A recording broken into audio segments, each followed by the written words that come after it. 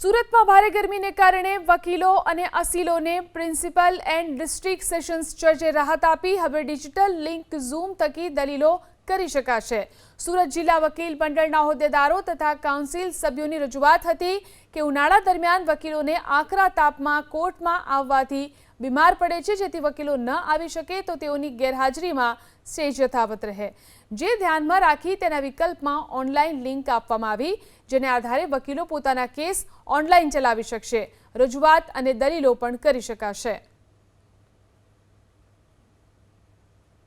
ત્યારે જે આ વીકમાં જે અસહ્ય ગરમી પડી રહી છે તેના માટે અમે અલગથી એક બીજી અરજી આપી હતી કે સાહેબ કોઈ સંજોગોમાં સિનિયર વકીલો કે કોઈ પણ વકીલોને તકલીફ હોય, પ્રેશરની તકલીફ હોય, હાર્ટની તકલીફ હોય એ નહીં આવી શકે તો એ લોકોના માટે જે પણ કંઈ અરજી આપે તો તેમાં દરગુજર કરવા વિનંતી છે। કાં પછી એમનો સ્ટેજ ત્યાં ને ત્યાં જ રહે, એના અંદર કોઈ બીજો એવો કોઈ હુકમ ન થવો જોઈએ જેથી કરીને એમને અન્યાય થાય કે લિટિગન્ટ્સને અન્યાય થાય। ડિસ્ટ્રિક્ટ જજ સાહેબે અમને એક લિંક મોકલાવેલ છે ને લિંક દ્વારા તમે તમારા ઘરે